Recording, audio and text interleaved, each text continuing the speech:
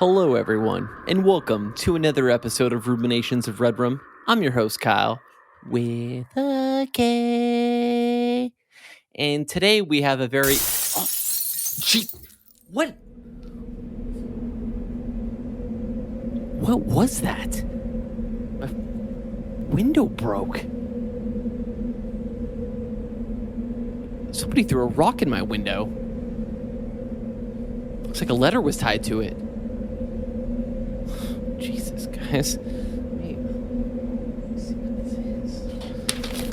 What does this letter say? Well,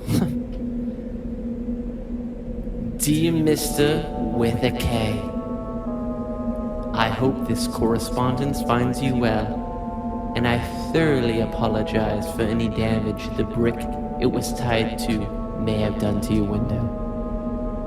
I wanted to take a quick moment and tell you the story of my first viewing of Darren Aronofsky's Mother. The day was September 1st, 2017. I was alone in the theater, eagerly anticipating Annabelle creation, ready for whatever lore it would bring to my favorite film universe. Unfortunately for them, they played the trailer for Mother beforehand. From the trailer alone, my heart raced. My heart palpitated. I knew that this film was going to be special. I ended up walking out of Annabelle creation because I just could not focus. Only thought about Mother, but nothing else. Cut to a fortnight later, jovially boasting my freshly received movie pass card, I shakily walked to the box office and mumbled out the words, "2 for Mother, please." I had never been as nervous as I was at that exact moment to watch a movie. My notepad remained unopened through the entire heart-racing runtime. Despite the ridiculously cold movie theater, I was sweating and on edge the entire time. What was going to happen? How are they going to move the story from here? Oh no, what are they going to do with that baby? Set aside the brilliant way Aronofsky wrote the screenplay and the deep allegorical message. The film was one of the most brilliant things I have laid my eyes upon. As the credits rolled, so did the tears. An usher had to politely ask me to leave the theater so they can get prepared for the next showing. I promptly went out and had bought another ticket, of course, because Movie Pass would only let you do one a day. And I watched it again. Needless to say, Mother is my all-time favorite horror movie, and honestly just favorite movie in general. Do what you will with this letter, Kyle with a K, and this brick that came with it, and please, my good friend, stay safe. Also, if there was a lot of damage done by this brick, just Venmo request me or something. Peace. Signed, The New Blood. Well, folks, I genuinely don't think I can continue with hosting this episode, so I guess I'm going to have to hand it over to, well, you heard it, The New Blood.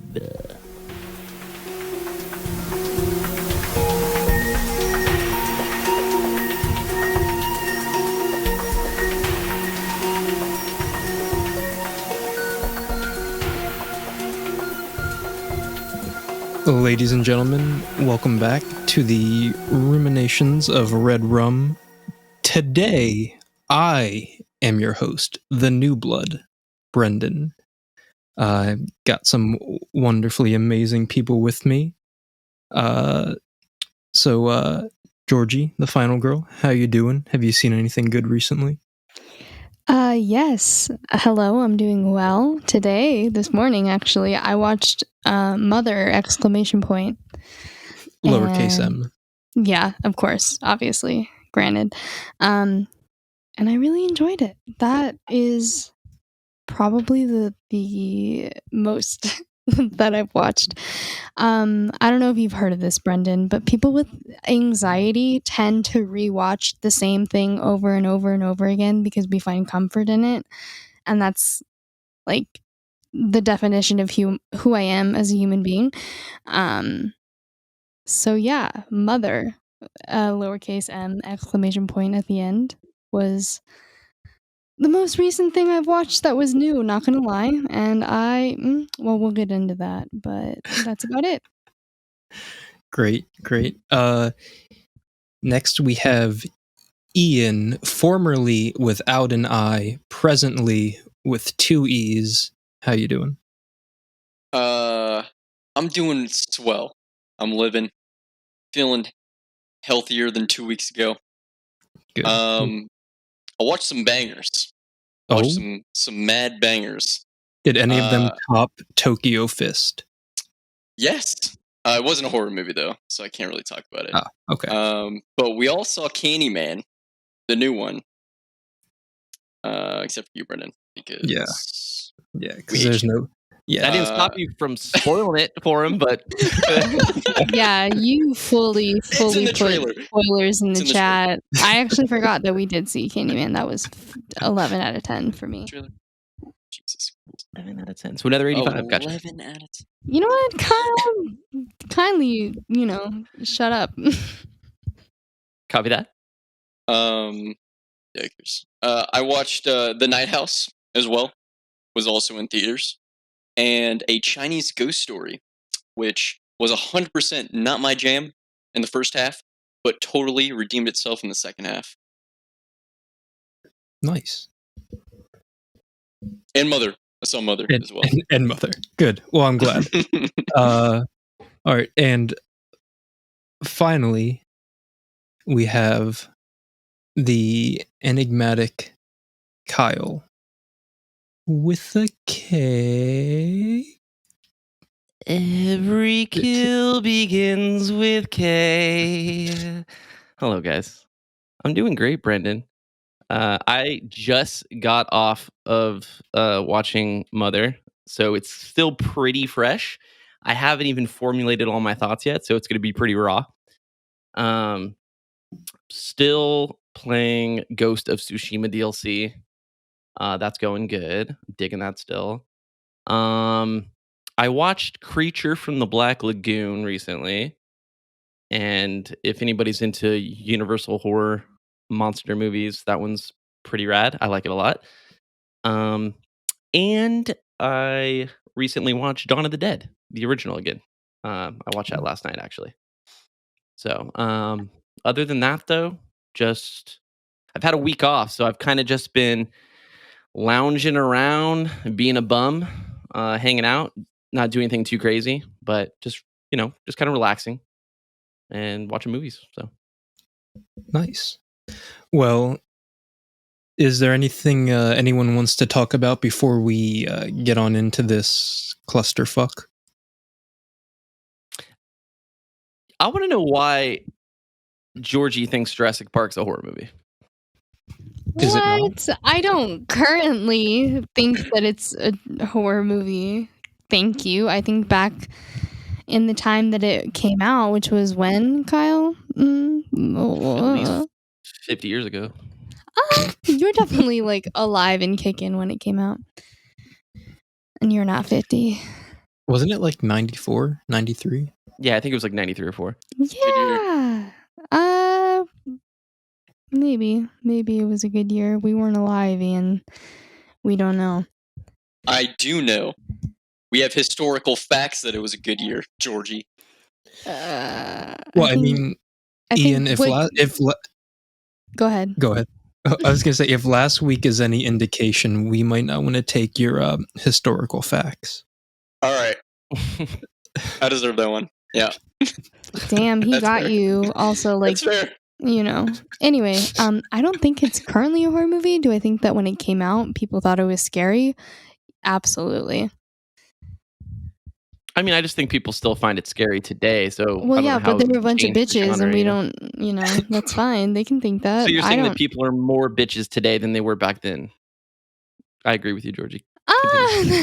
That's not what I said, but that's not necessarily false. Yeah, I don't know.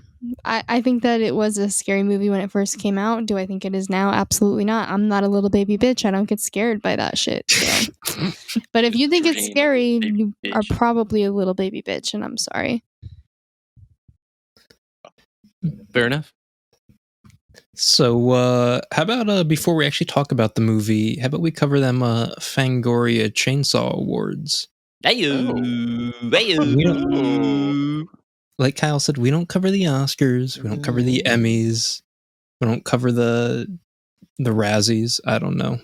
Actually, maybe we do. But we have the Fangoria Chainsaw Awards. So actually, I thought this was interesting. I wanted to start with the worst film. The film that was voted worst film of the Fangoria Chainsaw Awards. The contenders were Resident Evil: The Final Chapter.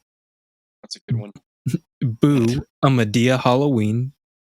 Oh, that's a better one. Sorry. We got Blair Witch. We got Rob Zombie's 31. And we have The Forest. Can I get some guesses as to what you guys think was awarded worst film? The Forest. I saw that in theaters. It was terrible. It better not be Blair Witch, because that movie's not that bad. I stand by that. It's not that bad of a movie. It is very bad. It's very bad, actually. No, it's fun. In like a bad way. Georgie, do you have a guess? Honestly, when you said The Forest, all I could think about was like the horror game, The Forest. So. Oh, which I'm excited for the sequel to that. Oh my god, I finally watched a playthrough of the big climactic ending, and I was very With confused. the airplane and everything. Yeah, I was like, what is all of these people were bred in a laboratory and these fucking ugly ass flesh ass human being ass bitches are just kidnapping my son? What? Yeah, it was a lot. Sorry, not related, but yeah, I don't have a guess. I'm sorry, Brendan. So I had no idea. Oh no, go ahead. I had no idea that game had an actual storyline like that. There's 5 different endings to it. Yeah, that game, although it seems very open world, you do what you want, you make your own choices, and it is obviously. The story is really fucking gnar, sad. Actually. Interesting. Yeah, so the worst film 2017 Fangoria Chainsaw Awards is The Forest. Let's go, baby. Never seen it. I didn't either. I thought it looked like shit. Yeah, it did look like shit. That's why I never watched it either. So then we have Best TV Series, Stranger Things. Yeah, that's a big fart emoji from me, dog. I thought you liked Stranger Things. Stranger Things? No, I hate it. I literally heard you. Were you just talking about it, on a cast the other time? No, I've never talked about it. I think he was comparing it to Fear Street, where Stranger Things. Oh yeah, kind of bashed you over the head with the 80s stuff. Yes. Yeah. Yes. So any talk has been negative. Yeah. I never watched it. I think it has way too much hype around it, and I just couldn't get behind it. Yeah. I only saw season 1, and I was like, it's fine. And I never continued. I like the sheriff dude. I think he's a good actor. David something, I forget his last name, but yeah, no, the show's just not for me. Then we have Best TV Special Effects. Got Ash vs. Evil Dead, worth it. Great show, I think. Best TV Actress, Millie Bobby Brown. Yeah. All But right. this is Be nice. Be nice. She hold is on, younger guys. than all of us. She is younger She's than all of 18. us. She is Take it. richer than all of us. No, Like, That doesn't mean fair. come she's on. better than all of us, Georgie. Did you say that she is, or that doesn't mean that she is? That doesn't mean. Oh yeah, no, she's I fully 17. agree. Yeah, she's underage. Chill. We can't shit on her too much. I still have no idea who you guys are talking about. Millie Bobby. Millie? What? She's 11. 11. Oh, okay. She's the girl that Drake wants to fuck. Yeah. Can we talk Ugh. about that for a second? I'm really actually Yeah, no, thankful that you that's- brought that up, that's- Brendan, yeah, because with gross. Drake just released his new album, all of these Drake fanboys came out of the woodworks, and I just want to say, The following does not necessarily reflect the opinions, views, policies, or beliefs of the Ruminations Radio Network, its partners, affiliates, stylists, neighbors, or next of kin. The Ruminations Radio Network does, however, support free speech and wishes you, citizen, a triumphant day. Welcome back to the show. Jeez, could someone get me a whiskey? like, music is Drake. music, but file. Yeah. Whoa! Wait a second. Wait a second. Can I say that? Oh break. no. Yeah, feel free to edit anything after we said the name Mitch, Drake. if you gotta edit that's that out. fine. I get it.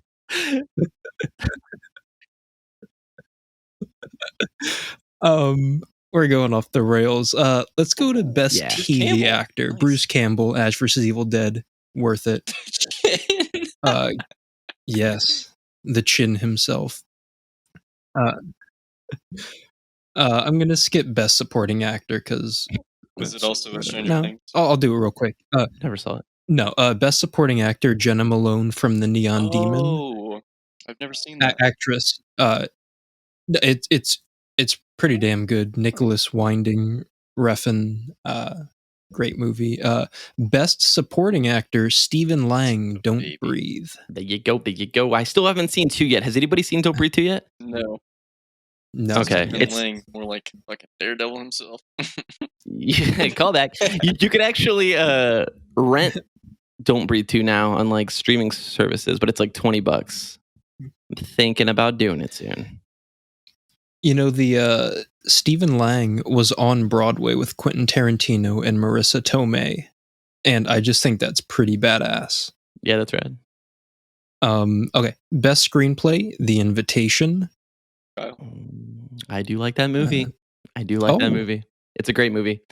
Uh, It's yeah, Oh, no, it's go ahead. it's all right. Yeah, like I kind of agree with you. And it's all right. I think for me, it was just kind of a pleasant surprise. I went into it not really having any expectations for it, and I left. I don't know. The ending to me kind of made it feel. Actually, I don't want to get too far into it in case we in case we cover one day. But I do like the ending a lot, and I think it was surprisingly good. Did you feel like you found like a hidden gem? It is. I wouldn't I mean, say that's hidden not, like, gem, very but well known. kind of, yeah. Kind of. Like I had that feeling like a lot of people didn't know about it. And I was like, okay, well, I don't know. It seems like it should be a little bit more known in my opinion, but Fair enough. I've wanted to check it out, so maybe I'll give it a watch here soon. Okay, best score, The Neon Demon. Oh. Best makeup and special effects, Green Room. Green Room's good. I like Green that Room a lot. movie's. I'm gonna steal one of your guys' words. That movie is gnar. That movie is gnar, dude. Hella fucking gnar. What do you Super mean? gnar. One of your guys' words? It was me. It was me. It was my word. Us fucking West Oh. Coasters, bro. Okay. Sure, dude. Capital GNAR.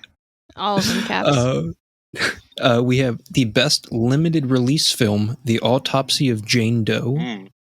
Oh We my almost did an fucking episode god. on it. We almost literally did an all episode on it. watched it. I rewatched it. Kyle, did you watch it? I didn't watch it. Well, you're a little bitch. But Ian, I'm pretty sure Mr. Ian, you can laugh at him, but I'm pretty sure it was your fault that we didn't because What? you canceled What? on the cast. That Am sounds I about right? right. Yeah. Thank you. Thank you. Thank you. Don't Thank you. Thank remember you. that. Brendan, if you can convince these fools Pixar to do a didn't happen. cast on that shh. if you can convince these fools to do a cast on that episode, I would be so thankful. I would owe you like a personal pan pizza if you ever come to Arizona. I got you. Or it's not that. All right. Calm down. It's a banger, but like I mean, it has Brian Cox and great name. known woman abuser Emil Hirsch. Like, fuck yeah, let's do it. I didn't know that. Oh yeah, no, he went to jail for it. He like Oh. fucked someone up outside of like Sundance or something. Jesus. Wow. Yeah. Okay. All Now I know. right, we're just airing all the dirty laundry on this episode. He was just Um, method acting. That's all it was. Okay, Kyle, you're gonna get hit. All right, so then we have best foreign language film, Train to Busan. Oh, Definitely. Oh, hell yeah! Movie's Never a seen it. tearjerker. There are so many good foreign films in this year. It's kind of an overload. I have not seen Train to Busan either. It's on my watch list, but apparently Americans, what the fuck, are trying to remake it. Like, train to where? Where are American trains going? Literally nowhere. I will say though, it is being executive produced by James Wan and another Korean executive producer. So I think Okay. that's pretty cool that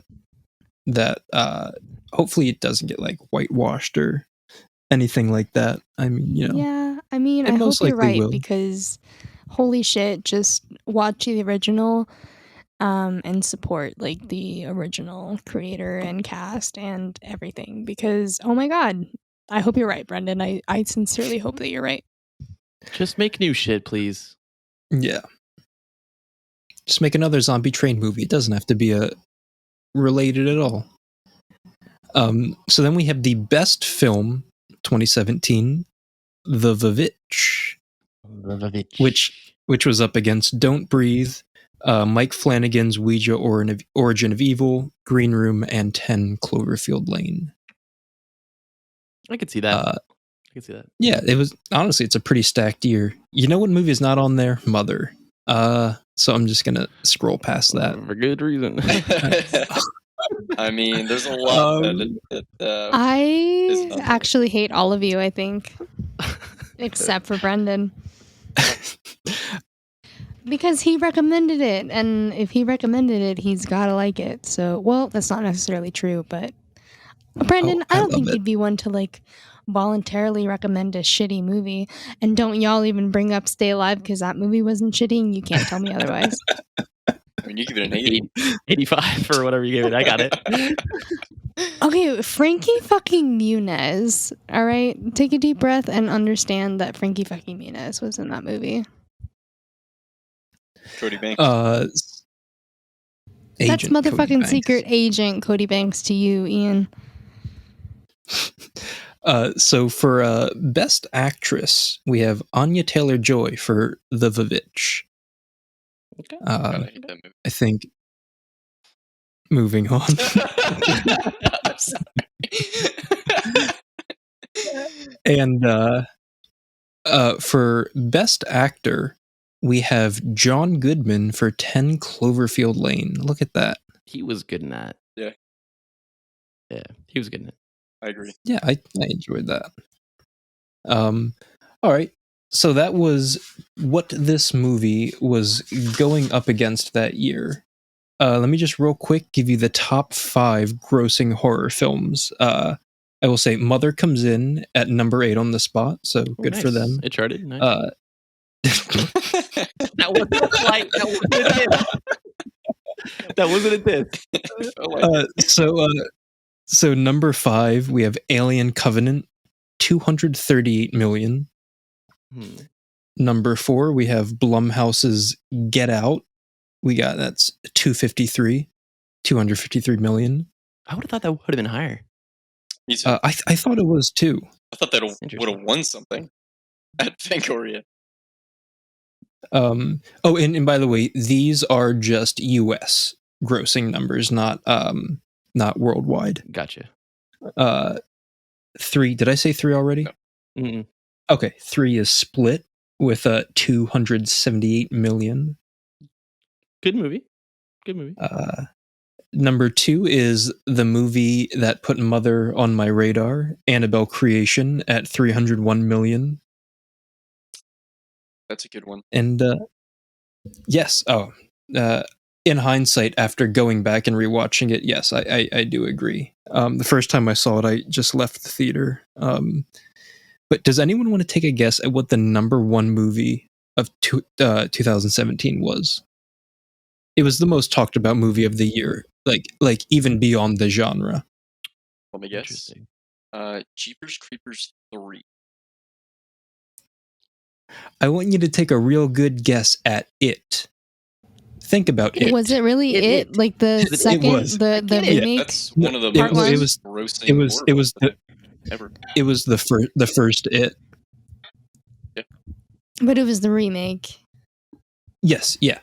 I mean, like the first one of the It Chapter 1. I'm upset that we haven't covered it yet, the original, obviously, because no offense to the Skarsgård man, but Tim Curry, all the way till the day I die, and my name is literally Georgie, so like, what the fuck? But yeah, congrats to it in 2017. So yeah, good for them. Hey, Brendan. Yeah. Why do you think Mother didn't gross more? Do you think it was because I mean, like if you think about it, it had a pretty good cast. So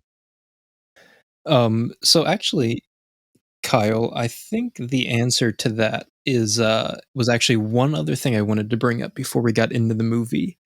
So there have been 21 films that have received a cinema score of F. Are you guys familiar with cinema score?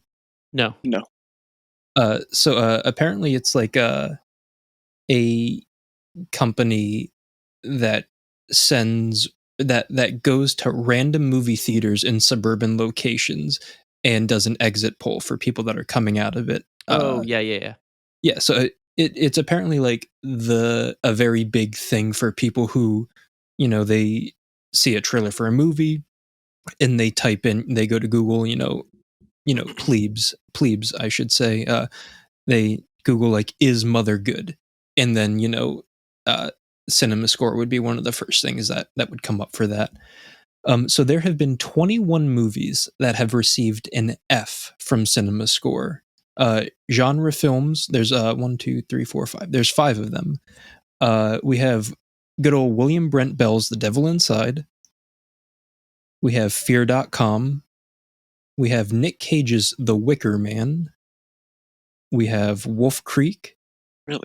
The 2020 Grudge, and Mother.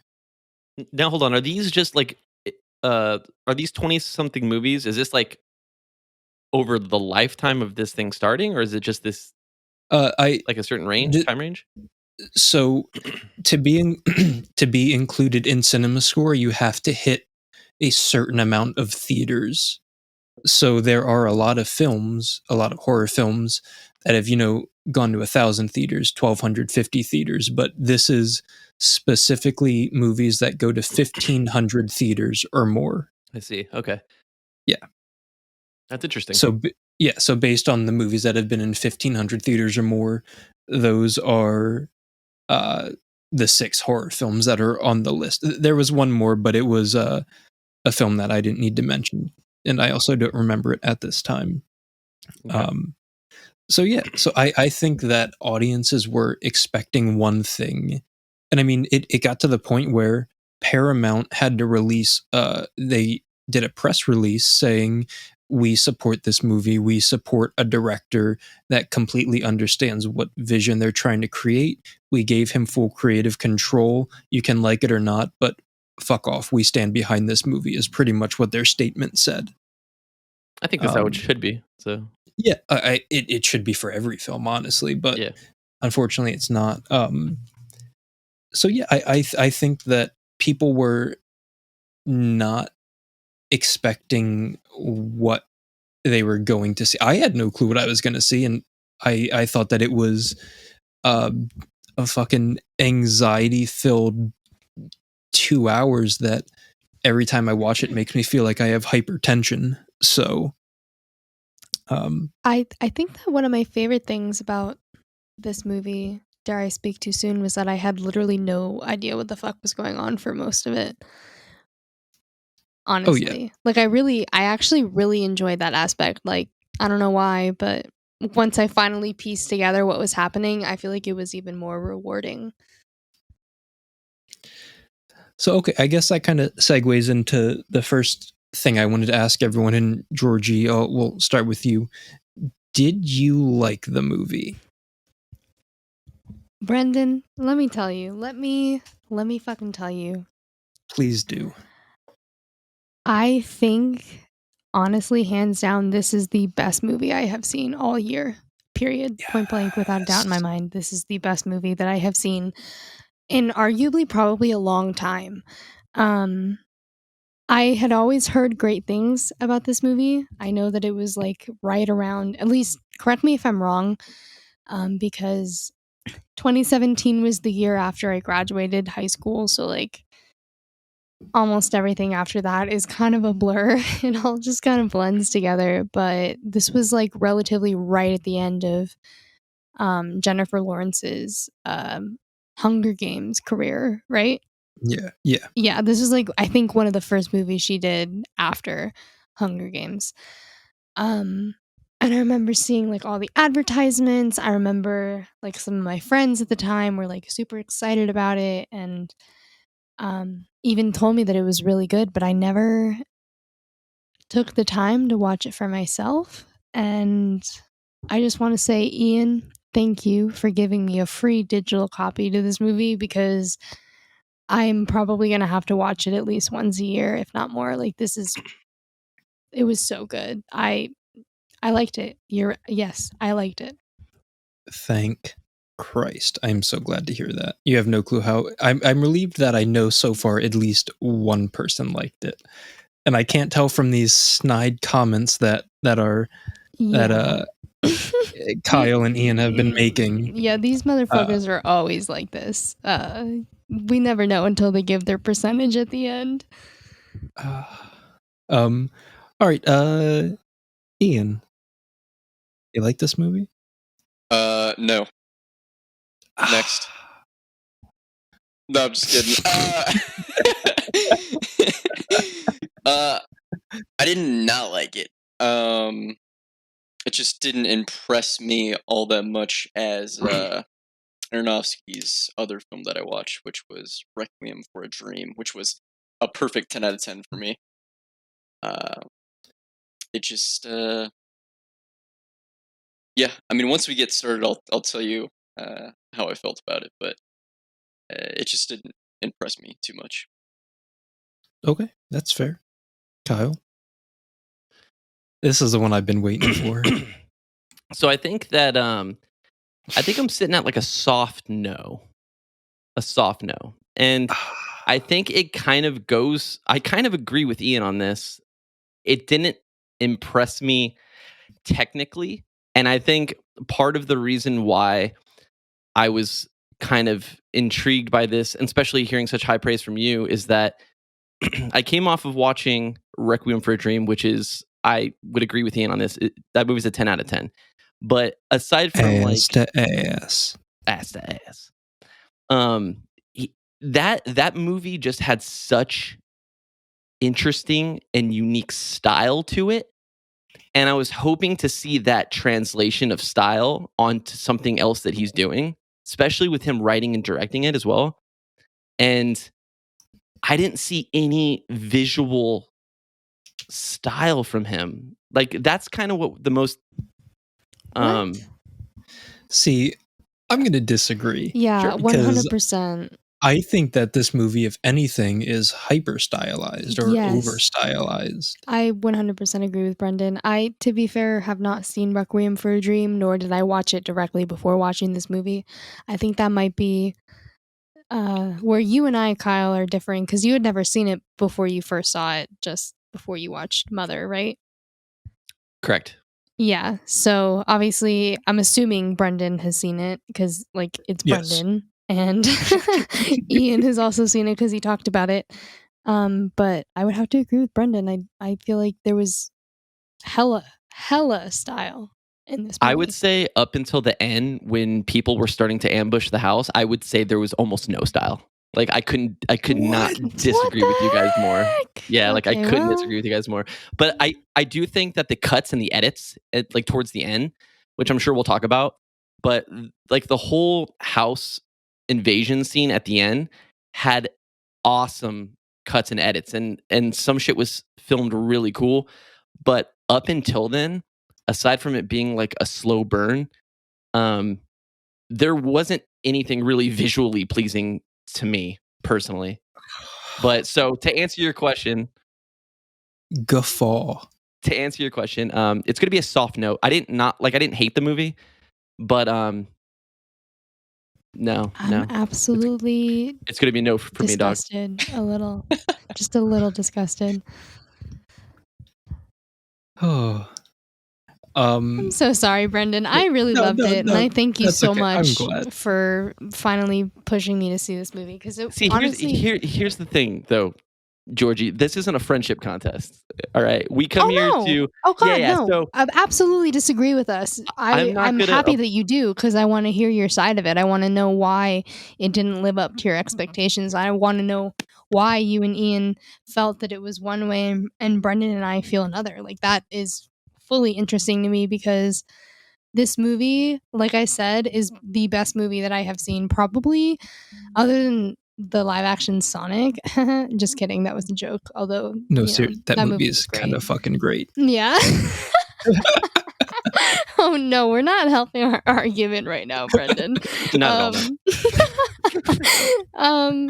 But yeah, that honestly is probably one of the best movies that I have seen since COVID started in 2020. And that doesn't disgust me, even though I highly disagree. Well, when I say that you disgust me, Kyle, I mean that from the bottom of my heart. Like, I love you, and not in a bad way. Like, it's not that deep, you know? Ass. I will just say, if I were to make anyone brownies right now, it would probably be Georgie. I don't like brownies, so you're good. Literal brownie points. Oh, okay. Never mind. I would love brownies. Thank you. Oh God, I said it. Fuck. I'm trying not to say that, apparently. Just say that you're memeing yourself. Yeah, that's but I mean, right. honestly, like, acting wise, what did you guys think? Because like, this cast is stacked. You got J Law as Mother, Javier Bardem as him, Ed Harris as Man, Michelle Pfeiffer as Woman, and then we have the Gleason brothers, Brian and Dominal. Is that how you pronounce it? Dominal Gleason? Sure. I don't know. Yeah, I don't know. Yeah. I don't think anybody knows. He was great in Ex Machina. Oh yeah, that guy. But I like, so acting wise, how do you guys feel? The cast was awesome. His name's Ed Harris, right? Yeah, I'm a big fan of Ed Harris. I grew up watching a lot of his shit, in the 90s and stuff. He's amazing. I love him. Michelle Pfeiffer is like top tier goddess. It's like, the acting was really good. Mother, Jennifer Lawrence, was a really good performance. Yeah, the acting here was definitely not a detractor at all. Okay, that's fair. Ian? I actually heard from a reliable source, YouTube, that Jennifer Lawrence actually hates this movie, and I can't blame her for the acting performance. Not her performance, it's just her role, I guess. I just didn't like her role and everything. Well, fun fact, don't know if you guys know this, Jennifer Lawrence and Darren Aronofsky formed a bit of a relationship during this movie. Dude, good for him. Do tell. And and so they dated for a good year, I believe. Like, so they started dating while they were making this movie. The rehearsals were Darren Aronofsky, the cinematographer, Javier Bardem, and Jennifer Lawrence in a room. I think they were in like Queens or something. So they had choreographed the entire movie like 100 times over. So it was just like the four of them acting this movie every single day. And yeah, they formed a relationship and they started dating, which I think is kind of very clear through a lot of the shots in hindsight, knowing that. So to piggyback on the rehearsal thing you just said, they actually did a full cast rehearsal for 3 to 4 months, and it was just them. And then halfway, a lot of late night rehearsals, I'm sure. Oh, yeah. halfway through their like ideas and whatnot, writing the scripts and rehearsals, they introduced Michelle Pfeiffer and Ed Harris and the other actors. But 3 to 4 months rehearsal is kind of unheard of. Oh, it's nuts.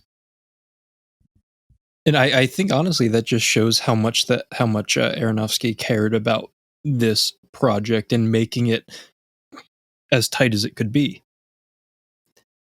So I think that, everyone views things differently and interprets different things from things. How like thematically what's the word? Allegorically, there we go.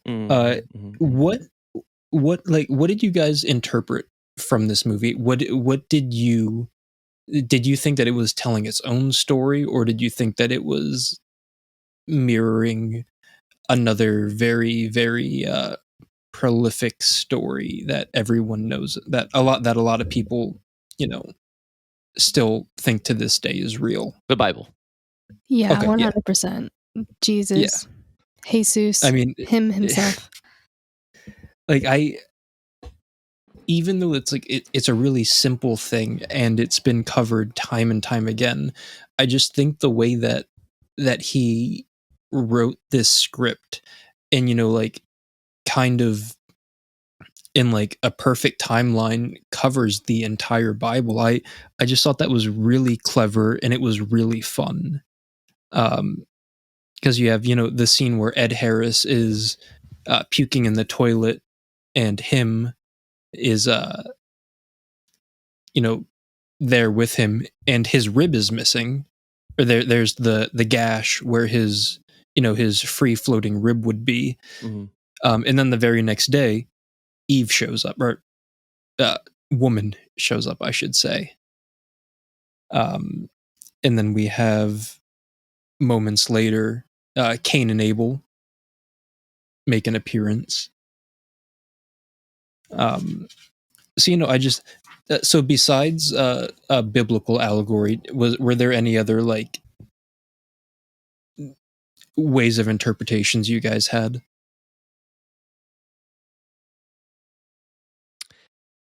I went into this movie already kind of knowing a little bit of backstory and context of what the movie's about, so I didn't get too much freedom to formulate my own opinion because I kind of already have heard what it's about. That being said, I do agree with you. I think it's done in his vision, his way about the retelling of the Bible and that kind of stuff. Being like an atheist and shit, like I'm not a very religious person. I'm not a religious person at all. So Same. this whole kind of theme and the story doesn't interest me whatsoever. And I've gone on record on other casts talking about how I don't really like religious horror movies, like exorcism horror movies and stuff. I'm not into, like, just all that kind of stuff. I'm not really into. So,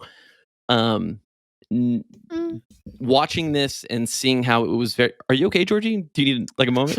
No, I'm good. I'm sorry. I'm good. I do. If you need to scream into a pillow, you can just grab one. No. If we are going to take a pause, though, I do have to use the little girl's room. Sure, go ahead. Can I go now, or do you want to finish your thought? Go take a No, go shit. ahead. I have to pee. Don't be disgusting. So can I go? You gonna go now? Yeah. Can I go now? I don't know. Can you? Shut the fuck Oh up, my Ian. God. You're such a bitch. Kyle, may I go to the bathroom, please? Oh, Jesus my Christ, go take your piss. God. Okay, thank you. Bye. So, just that being said, I'm not, the whole overarching theme of the movie doesn't appeal to me. However, the way he did it was super interesting. I didn't realize it was like that heavily like playing the beat by beat of that story until maybe the second half of the movie. But I like I said, I kind of already knew going into it what it was generally about. The Mother Nature stuff is kind of what I thought it was like originally. Like I didn't know it had any um I didn't know it had anything to do about the Bible per se and like those heavy references. But overall, I think he wrote it and directed it. It was his vision. I think it's super unique. The pacing of the movie and telling the whole thing is just it was not my cup of tea. And it was a little boring for me. And honestly, I can totally understand that. I think for me, it was because I was so caught off guard with what it was, and I was like, "Oh, this is a story about the Bible," and I wouldn't say that I'm atheist, but I'm not religious. So I do think that a retelling of that story is interesting to me. There was another kind of way that I looked at it, whereas she's Mother Nature and he and all of his people represent, what we have done to the earth, pretty much about us slowly killing the earth. So I thought that there was a bit of a global warming story in there as well. Yeah, for sure. Especially because with the giant oil drum in the basement, that's kind of a literal. You take our oil, you just take from the earth, and you don't give anything back. And there actually is a line regarding that, where is it? Sorry. Oh yeah. After the house explodes, him is carrying Mother upstairs, and she literally says, "I have nothing left to give." Yeah, like all of her resources are depleted. Yeah, and the only thing that she has left is her charcoal heart, which he literally compresses into a diamond. So I thought that was not only super on the nose, but like an interesting way to look at the concept of global warming, as pretty much the Earth is just going to implode on itself. Yeah, damn. So I definitely didn't think about it like that. And again, maybe he was just trying to go with the biblical allegory, and maybe I'm just reading a bit too much into certain things. But yeah, I kind of, in the yellow powder that she puts in her water, to me that kind of represented sunlight. And when all these negative things start to happen, Ed Harris comes, and then his wife comes, and then she starts, like, the heart in the wall starts to go black. So then she puts that yellow powder in the water, and I kind of thought that was sunlight, and that's her kind of regaining her life back. And then she gets pregnant, and she doesn't need it anymore because that's all the life that she needs. Thoughts on that? Is that a dumb idea? A dumb theory? I won't be offended if you say yes. No, I personally don't think so. I think the whole Mother Nature part of it was. I mean, I've watched a couple interviews where he kind of explains that that kind of general idea, not so much about the powder being the sunlight and stuff like that, but no, that makes sense. That's actually a really cool theory. It's a cool premise, if that is the case. So I think that there's one scene in particular, and it's less of a scene, it's more of a last fourth of the movie. Or honestly, maybe even last like quarter or third, I should say. But so before we get there, it's just like things have finally kind of turned around for Mother. She kind of goads him into putting a baby in her. She wakes up and realizes that she's pregnant. Okay, goad is the wrong word. I was gonna say he like fully. Yeah. You know. Wait, there is. I actually love that scene. I thought that was probably one of my favorite scenes where.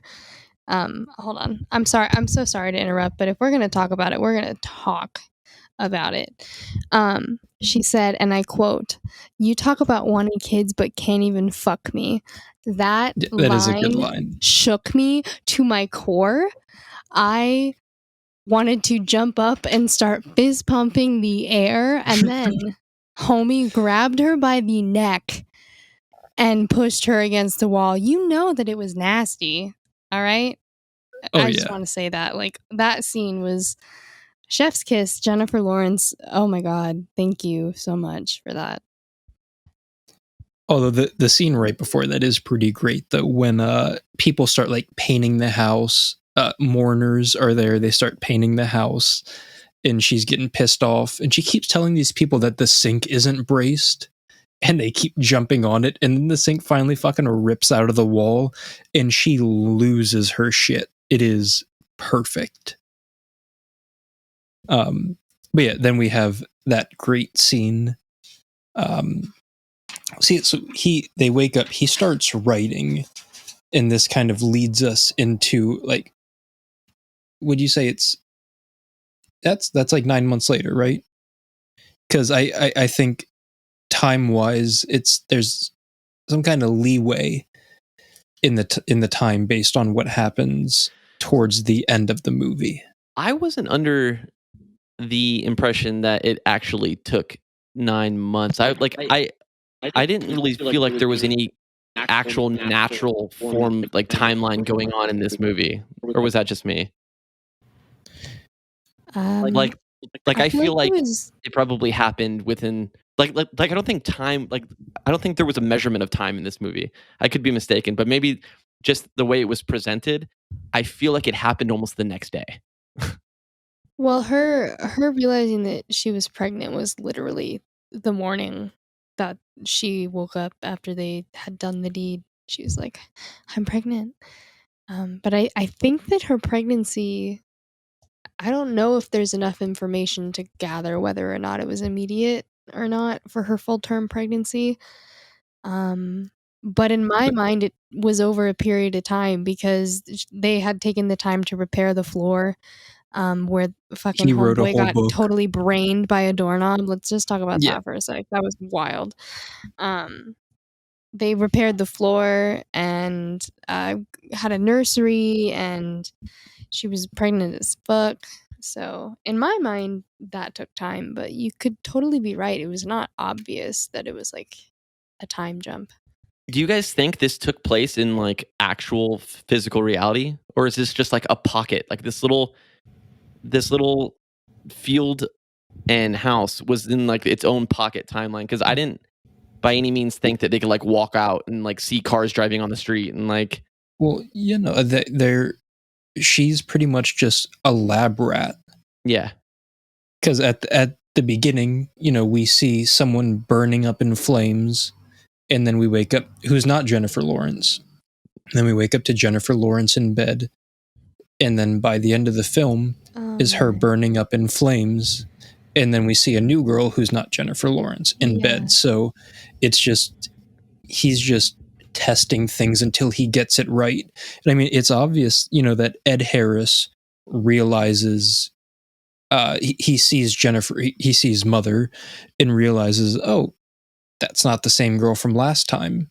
And then Michelle Pfeiffer comes and it's kind of like, oh, it's obvious that's not the girl from last time. And then when Brian Gleason gets to the house, he's like, who are you? And then he's realizing that that's not the girl from last time. It's just gnarliest remake of Groundhog Day I've ever seen. Exactly. Where the people don't realize they're living it over and over again. Yeah. What did you guys think about Kristen Wiig? Super unexpected My God, to me. yeah, no. I think that her performance was phenomenal. Like, especially right before she got her shit blown up. She had like I mean, 5 lines. She's just fucking doming chill. people left and right. Yeah, let's take a deep breath. The only thing that I know Kristen Wiig from, bless her heart, is comedies. Saturday Night Live. Other comedy movies that I can't think of any that I've seen her in off the top of my head. Bridesmaids, Say that right? again? Isn't she in Yeah, Bridesmaids? Bridesmaids. Yeah. Oh, I've never seen that. Pfft, She's in the Skeleton Twins with Bill Hader. That movie made me cry. Oh, Bill Hader is also a legend. Anyway, Yes. when I see Kristen Wiig, I think of her being funny as fuck. So like, it definitely, I was like thrown off for a second, but her performance to me, knowing her as a full-fledged comedian, I was like, damn, sis is serving. Like, she is just like fully committing to this role. But you know what, Ian? How did you feel about Kristen Wiig? Because obviously you have some thoughts. I thought she was just in and out. Like, I don't know. Whoa, what the? Sorry, someone below just slammed their door really hard. Yeah, she was just in and out of the movie. She didn't really have even like a little role. It was kind of nothing, to be honest. I mean, it was no role like Ed Harris and Michelle Pfeiffer. Even the oldest son, he had a bigger role. You think so? Yes. I don't think she was like, it was surprising to see her in it, but yeah, I don't know if she was in enough of it to make like a huge impact on anything really. And but it was cool to see her in there, and it was cool to see her in a different kind of role. And when she is capping those dudes, I was like, holy shit, she's taking it. Like, she was just like, what? And she had like both guns in each, or like a gun in each hand, and she was doing like a double assassination like as she was walking. I was like, all right, cool. Yeah, I'm not saying that she was like the star of the show, no offense, but like, I was impressed. It was not bad. I thought it expecting was that. badass. Yeah, I was like, what the hell? This is out of left field. Kristen Wiig, out of all people, okay, fuck him up. And then she fucked him up. So, like, I mean, the last 40 minutes of the movie just goes completely balls to the wall. It goes from Sodom and Gomorrah to just a full-fledged war zone. What did you guys feel about that, like, complete, like, 180, like, stylistically? I was so taken aback. I literally, for a while, I was like, what the hell is happening? What is going on? And maybe I enjoyed this movie so much because, like, Kyle, you might have something to say about what I'm about to say, and that's fine. That's fair. But as a woman, I just feel like I really connected with Jennifer Lawrence, and like the frustration of like, oh my god, just watching her deal with the bullshit that she went through for this man actually filled me with a rage and like an annoyance that was so tenfold, that especially those last 40 minutes of the movie, when she was still keeping her cool at first, until obviously she's in labor and she's like, I'm about to have a baby, I don't want any of this shit. I was furious. I literally could not understand why she had not dumped this man. Like, I was like, what the hell? What is happening? Just leave him. Just leave. And then obviously, full circle, that's not something that she even could have done if she had wanted to. But the last 40 minutes was totally batshit crazy, and it really upset me. But it was great. It was wild. I really have no way to explain it. You have to see it for yourself. It was like something I've never seen before, actually. Kyle, Ian, thoughts? I'll let Ian go first on this one. What was the question again? How did you feel about the pretty much the last 40 minutes of the movie where shit gets crazy? Yeah, that was pretty Aronofsky. That felt more like his style.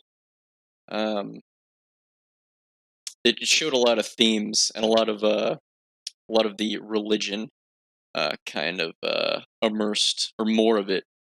I thought the scene with the baby. I'm not gonna. Yeah, I wanted to bring that up. I don't know how to word We gotta this. talk about Like, I'm not a serial killer, but I like the shock factor of that scene. Yeah, that was pretty gnarly. It was gnar. When I saw this in theaters, I think a total of 7 or 8 times. Without fail, every time that happened, multiple people would get up and walk out. Yeah, that's a pretty intense visual image to take in. Like, you see the head snap back and the sound, and yeah, it's very, very intense. Like, I was watching it with my girlfriend, and I mean, she was pretty silent for 90% of the movie, and then when that part happened, she was just like, "Holy shit!" And I was just like, "Yeah, fuck." Well, and then they eat the baby. Yeah, that was cool. All right, now you sound like a serial killer.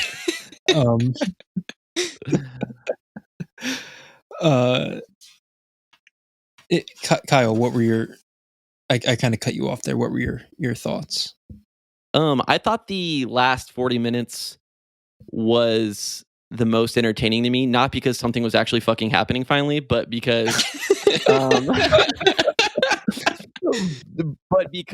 the way, like, you finally got to see his style again, kind of, to me. Like I said, to me, the cuts and the lighting. Oh, the lighting was so good in the last 40 minutes of the movie. And I love how in every room they went in, it would change, like a dramatic change in lighting, a dramatic change in setting. It's almost like each room that they walked into was walking into like an entirely different story being told. And it really, to me, was expressed through like the lighting and the background kind of imagery. So I thought that the whole like house invasion scene was definitely where you got some of the best visuals in the movie. The acting was really intense, and it was finally starting to crescendo into kind of like you getting some idea of what the hell is going on. And yeah, no, I thought it was really cool. I thought it was filmed excellent, actually. Well, that makes me happy to hear. Real quick, Sorry, Georgie, go ahead. To piggyback off of what Kyle said about how like every different like room, I guess that's what you said, right? Every different room was like a different story. Yeah. To me, that was what really, and call me slow if you want, I don't care, I probably am.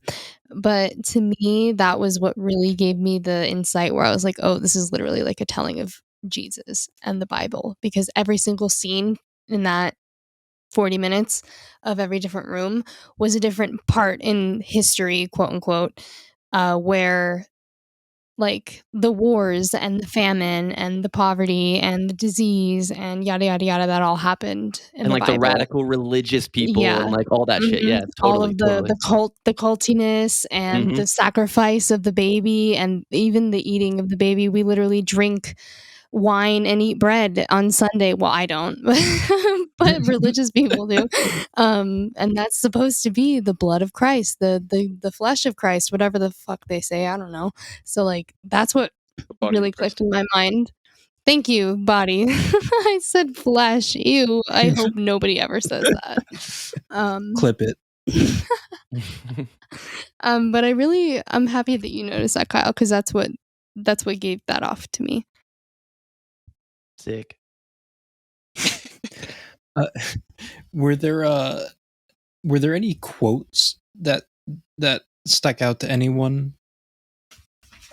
Just like anything, like. I mean, you already know my favorite quote of the movie. Oh yeah, no, yeah, definitely. I think my favorite quote was towards the end, right before she just blows everything to shit. You never loved me. You Yeah. just loved. You love how Sorry. much I loved you. I was like, God damn. That's actually my favorite quote in the movie. It's so good. And I think that this is going to sound dumb, but the script, like dialogue wise, it felt kind of like Tarantino-esque to me. I don't know if anyone kind of felt the same way. I mean, nobody said the N-word, so I can't relate. Well, okay, that's But- fair. And thank God for that. I don't see what you mean by that. Like, do you have any examples? Yeah, I just mean like Tarantino is obviously a very dialogue-based writer. Mhm. And while, a lot of Aronofsky's movies are heavy on dialogue, his films seem to be, most of the time, a lot more heavy on visual storytelling, where this one, you spend an hour and 20 minutes with, for the most part, just, verbally telling the story that you want to tell. And then, the last 40 minutes is when he switches a bit more into visual storytelling. So it's probably a false comparison comparing him to Tarantino regarding that, but this just felt like a very dialogue driven script, whereas a lot of his things are more visual. Okay, I can agree with that. fair enough. So before, go ahead. I do like the moments when Javier Bardem is just explaining to are we calling her mother, Jennifer Lawrence? Yeah. He's explaining to mother, like, she's trying to kick these people out, and he's like, where are they to go? Like, they just lost their son. And it's kind of like, he's kind of right there, but like, where do we draw the line? These people are intruding. Oh yeah, no, and just like I can feel her anxiety throughout that entire thing, and then they start invading her house. Like there's a couple that goes and tries to pretty much fuck in their bed, and she's like, "What are you doing? Get out of here!" And they're like, "Okay." And then there's another guy that tries to pick her up, and she's like, "I'm not interested." And then he calls her the C word. And it's like, you're supposed to be here because you're mourning someone. Like, why are you trying to pick me up? In like the anxiety of the film just keeps ramping itself up until the water breaks. Did you guys think that the sink breaking was supposed to be like the flood, the Great Flood? Like the red or the Moses one? Is that what you're talking about? Yeah. I mean, I didn't get that from watching it, but now that I know what the movie's pretty much based off of, I could see the comparisons, sure, and the build-up. I just also want to mention it's kind of cool. Like I'm checking the IMDb page, and like the guy that tries to get her to go on a walk with her is called the adulterer. Yeah. And like I like that. there's the defiler, like the chick who's trying to sleep in her bed. It's called the whisperer. So yeah, they all have kind of names that are relevant to the allegory. I think that adds like a nice layer to everything, because it's something that unless you check out the IMDb, it's not gonna matter. But going and looking, I think that adds just a fun, interesting layer to all of it. Yeah, and I watched an interview, and I actually agree with her. I think this movie holds way more weight. So Jennifer Lawrence said in an interview that she thinks this movie is more powerful going into it knowing exactly what you're supposed to know. Exactly. I would comparisons. disagree. Well, yeah. The director also disagrees with that, but I actually am on her side. I think knowing what's going on and kind of being able to understand the comparisons actually make the movie more enjoyable personally. Why do you think that it's the opposite? I think that anyone's first viewing of this movie should be as blind as possible. Because I think that, personally, I think that this movie is just a treat for the senses all around. I think it's a very stimulating movie. I think that it's one of the most beautifully filmed movies I've ever seen. So I just think that going into it without expectations the first time is the best, and then going back and rewatching it and picking up on more and more things each time, I think that adds a really entertaining layer to the film. That's fair. So I guess we can get into our ratings. Before that, did anyone else have anything that they wanted to go over about the movie? About maybe if you guys wanted to say that you were just joking and you give it a 100, that's also cool. Sure. I have a few things to say unless somebody wants to go first. It's all you. Take the floor, Georgie. First of all, I just want to say, Jennifer Lawrence, you be looking mighty fucking fine in this movie the whole time. Thank you for just being such a gift. Secondly, after that homie gets brained by a doorknob. By the way, I just want to say, why, if they have such a big house, would they put their child's room in the room where she literally watched a man get brained by a doorknob? Like, I don't understand that. Yeah, weird flex. They're not real people, but go ahead. I mean, that's that's fair, but like, also, let's talk about it. When he gets brained by the doorknob and she is there cleaning up, that's what happens, Ian. Why you Look have up to say being it like that? brained. I don't want to. It sounds sexual. That's disgusting that you feel that way. I'm sorry. Anyway, moving on. She goes down into the basement, laundry room, whatever, because the floor is leaking blood, and the light bulb gets filled with blood, and she turns the light on and it explodes, and there's blood all over the wall. I thought that shot was really, really cool. That was a cool shot. I agree. Yeah, that was sick. Other than that, I agree about the whole anxiety thing. Like, I was anxious almost the whole time. Like, imagining that many people inside my home that I didn't know, but like my husband said was okay to be there, and I couldn't really do anything about it, but I really wanted to do something about it, but I couldn't really. No, I don't want any of that.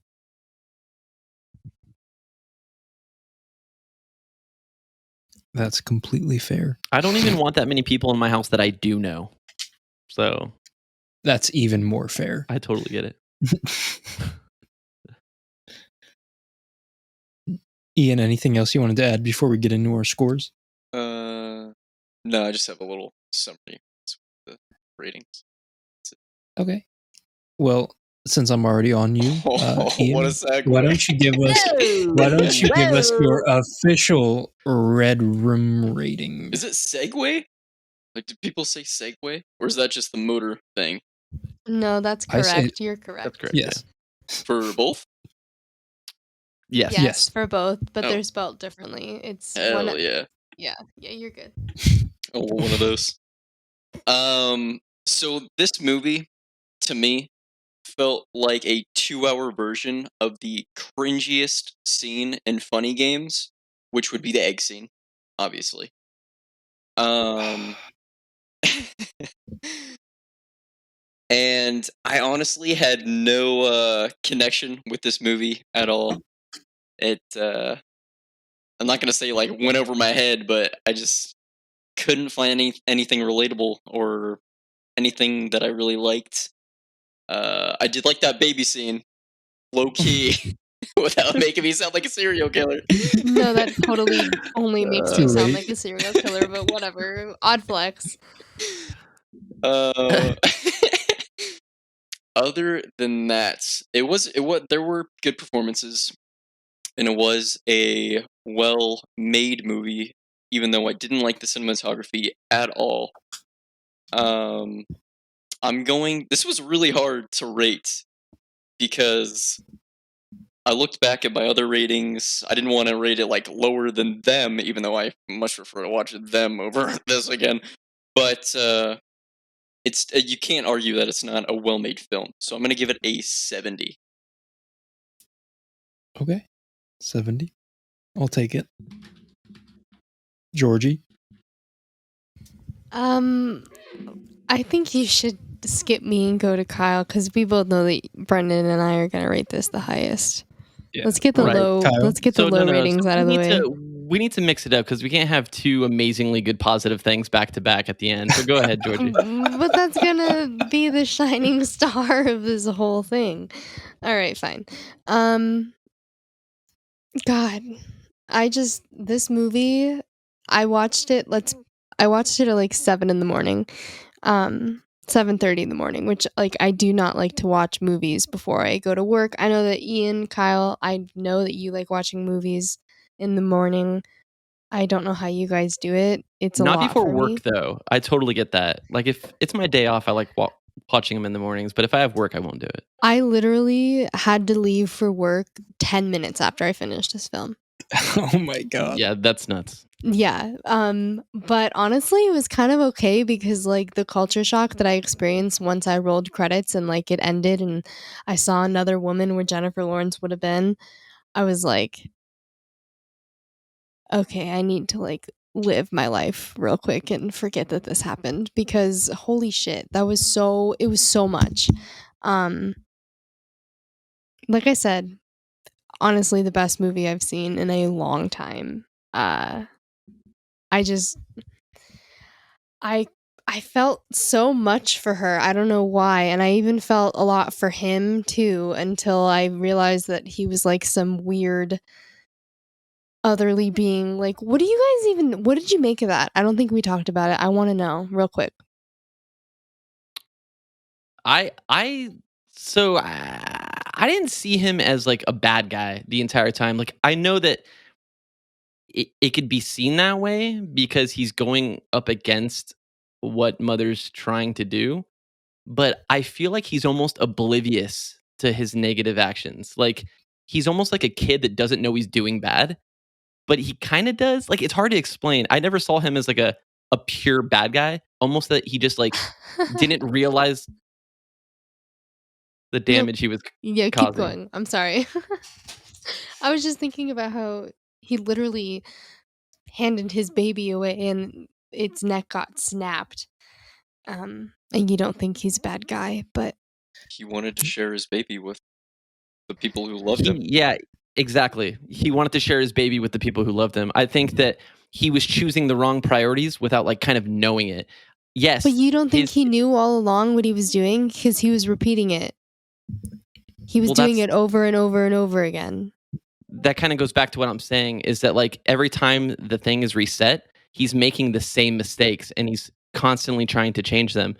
So, okay.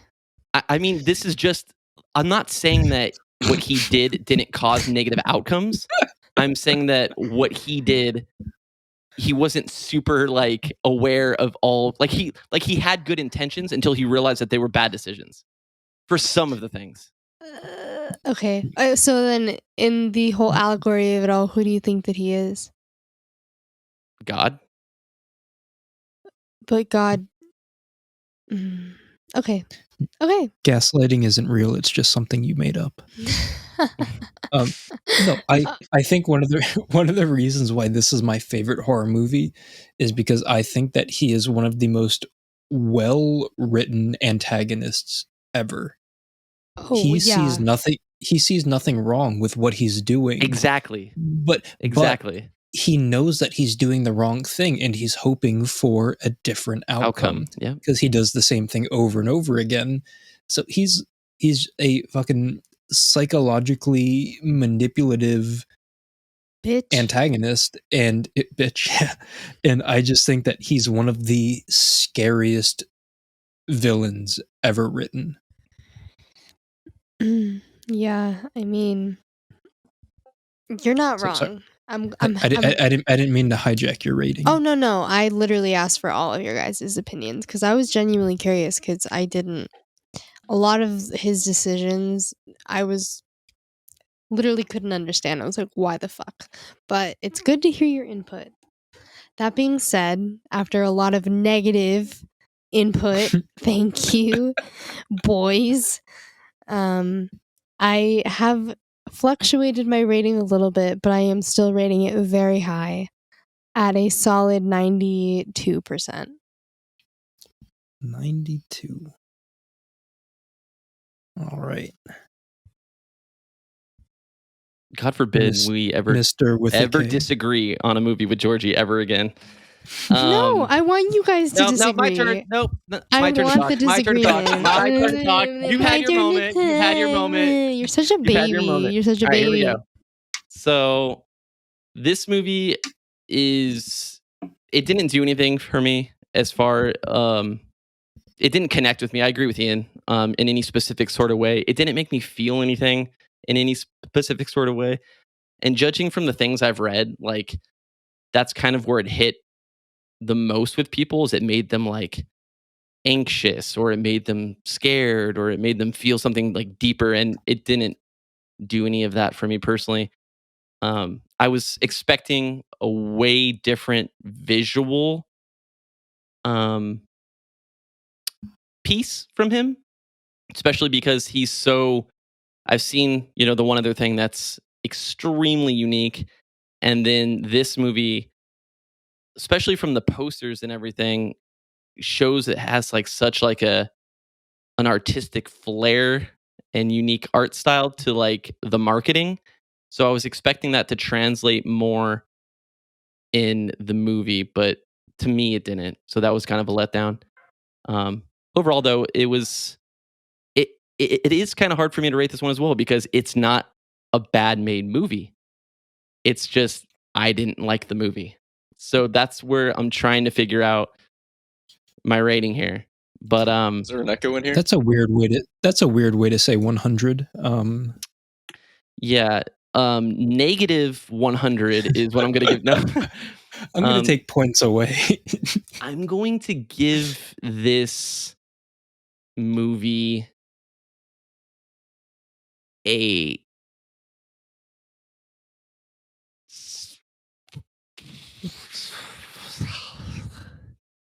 Nice. 60. That was a gnarly sound. 60. At least give me the sex number. 69, yeah. A 65%. A 65%. Nine. Yeah. 65. 65. Okay, let me add this all D's up real get quick. degrees. Let me add this up before I give my rating. I already got you. Oh, that is such a terrible rating. It's a terrible movie, No, I meant Okay. the final Take a outcome. chill. Take a chill pill. So obviously I give this movie 100. I think that this movie is a prime example of what filmmaking should be. I think it is Darren Aronofsky's magnum opus. I'm excited to see his new movie with Brendan Fraser, but honestly, I don't give a shit at this point because nothing can surpass Mother. It is 2 hours of nonstop tension, anxiety, and just pure fuckery. I could not rate this film any higher. I would if I could. Nothing to me will ever be as great as this movie. So that being said, Hold on. Can I interject really quick? I'd like to change my rating. I would also like to change my rating. Yeah. No way. no. No. You guys, you already know that I'm upset with how low the number I'm is. sorry. The more I think about it, the more I hate this movie. I'm sorry. I'm not trying to drag this through the mud, man. I promise you. Hey. It's not fair. I didn't change any of my ratings after you guys bullied me. You could have. I could have, but I didn't. We haven't given the Redrum score Well, yet, he was though. about to, and you cut him off. For a good reason. I was about to give such a low score. Now it's about to be Okay, lower. go ahead. Okay, we can change the ratings. Okay. I'm just gonna type this All in chat right. so we don't have to say it. Well, then people are going to be confused continuity wise. So Ian's going to give it a 68, I guess. Yes. 60. I'm really hey Brendan, man. I like you a lot. I'm really sorry. I like you too, Brendan. But It's okay. Just rip the fucking Band-Aid I'm off. going to give it a 55. No. Wasn't Yeah. expecting that. No. Yeah. Can I give it extra credit points at least? No. Hey, you come know on, what? give I'm me- gonna bump it up give to a me- 96 then, if we're gonna be that fucking petty. Go ahead. I'm not being 96. petty. I'm just. No, you're right. You're not being petty. If we're being that fair, okay, let me be fair. 94. Sure. Okay, If so we got if that's honestly how you feel, then yeah, go for it. I'm not going to talk shit about your rating. I mean, No, I just went I from a won't C talk to a shit about D. yours either. That's my. It's all in good, all in good fairness, all in good plus thoughts. 68 plus 55 plus 100. Man, this was a divisive cast. this was a good one. I mean, the movie wasn't good. So that but, sorry.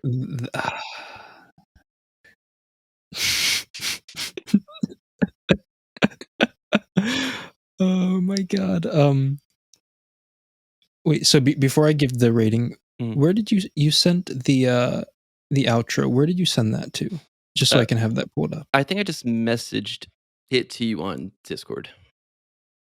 I just want to make sure that I have that pulled up so it's ready to go. Also, Brendan, this is the feeling you have right now. Like, I just got shit on when I did the Your Next cast. So he got it way worse. At least you had Georgie on your side, who gave you a 92.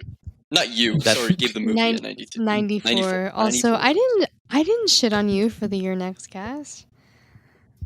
Not okay. Kyle was really shitting. I just didn't praise it as highly as I'm praising this. That's all. But Kyle was like taking mad dumpies on Your Next. It felt personal from Kyle. Honestly, I think it was a little personal. I'm not gonna lie. It felt personal to me, and it wasn't even me. Those were back on the cast where I used to just get extremely hammered. So that's true. Yeah, I don't drink during the cast anymore. Well, anyways, that gives us an official Redrum rating of 79.25. So I'm good with that. Okay, that's almost a B, baby. Hell yeah! I don't feel any particular way towards that rating, just because I don't feel any particular way towards this movie, and that's all I'll feel say. sad. I think no, I'm disappointed. That's fair. All right, Dad. Disappointed, but not surprised. Anyways, that being said, this has been another episode of Ruminations of Redrum, the broken neck baby of the Ruminations radio network. Yeah. If you like what we're doing, oh no!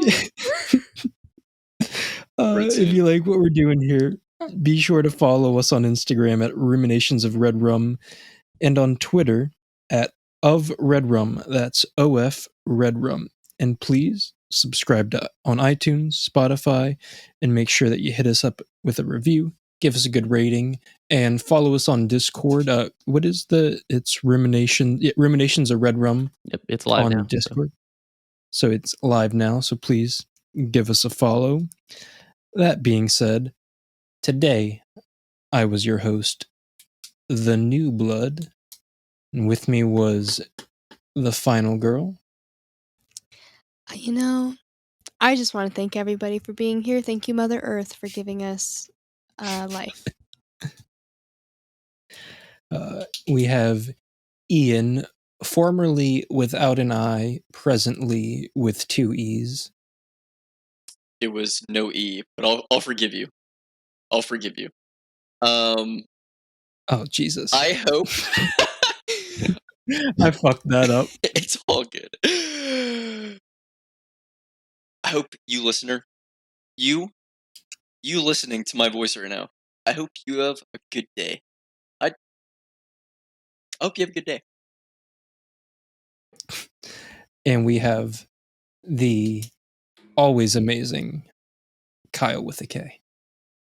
Brendan, it was an honor to be a member of your cast for your favorite horror movie. I'm glad we got to talk about it.